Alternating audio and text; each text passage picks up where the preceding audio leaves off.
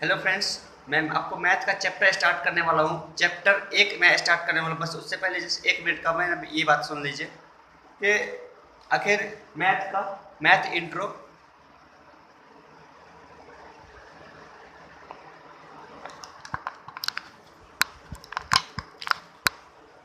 ठीक है, तो देखिए मैथ इंट्रो। मैथ को मैंने दो भाग में डिवाइड किया। एक हुआ बेसिक मैथ यानी बेसिक चैप्टर, और बेसिक चैप्टर में आपको 11 चैप्टर को मैंने इसको दो भाग में डिवाइड किया कॉम्पिटिटिव मैथ को। एक हुआ बेसिक और दूसरा हुआ कंपाउंड।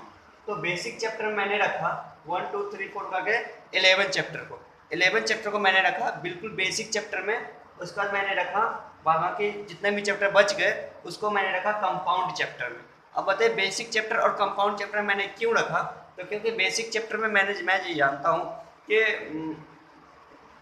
बेसिक चैप्टर में मैं वैसे चैप्टर को ऐड किया हूँ, शामिल किया हूँ जिसमें सिर्फ और सिर्फ आपको एक परिभाषा समझना होता है। जैसे सिर्फ और सिर्फ एक ही टाइप के वो क्वेश्चन मिलेंगे। जैसे देखिए इसका पहला चैप्टर होता है परसेंटेज।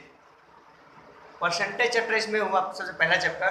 तो परसेंटेज का जितना भी आप क्वेश्चन बनाइए परसेंटेज चैप्टर में, सबके सब में आपको क्या मिलेगा, आपको मिलेगा ये कि सब में आपको सिर्फ और सिर्फ परसेंट से रिलेटेड ही क्वेश्चन आएगा। इसमें दूसरा चैप्टर को कवर नहीं करेगा। जैसे इसमें देखिए परसेंटेज हुआ, अनुपात समानुपात हुआ, इसके अलावा औसत हुआ, इसके अलावा लघुत्तम महत्तम, उसके बाद फिर संख्या पत्ती जो भी है, इस टाइप का जो बिल्कुल बेसिक चैप्टर है वो आपको इसमें जानना है। अब देखिए इसके बाद कंपाउंड चैप्टर का सबसे पहला चैप्टर होता है वो होता है लाभ हानि। अब देखिए लाभ हानि में कंपाउंड चैप्टर में क्यों, क्योंकि कंपाउंड मतलब दो या दो से ज़्यादा को होता बोलते हैं। तो लाभ हानि में देखिए आपको परसेंटेज का भी यूज होगा, लाभ हानि का भी, ये परसेंटेज का भी यूज होगा, अनुपात समानुपात का यूज होगा, संख्या पत्ती का यूज होगा, बीजगणित का यूज होगा, घातांक करने का यूज होगा। यानी जितना भी ये सब चैप्टर है सबका यूज होता है लाभ हानि में। अब मेरा बस एक बात सुनिए कि जब मैं समझिए कि जब ये मेरा ये चैप्टर क्लियर नहीं रहेगा तो क्या, जैसे मान लीजिए यहाँ पर औसत रहेगा, औसत आपका क्लियर नहीं रहेगा तो लाभ हानि में वो बन पाएगा, नहीं बन पाएगा ना। यानी इससे पहले लाभ हानि को बनाने से पहले आपको बेसिक चैप्टर अच्छी तरह जानकारी होनी चाहिए। और बेसिक चैप्टर का सबसे पहला चैप्टर है परसेंटेज, जो मैं आपको आज बताने वाला हूँ, इसी वीडियो में बताने वाला हूँ।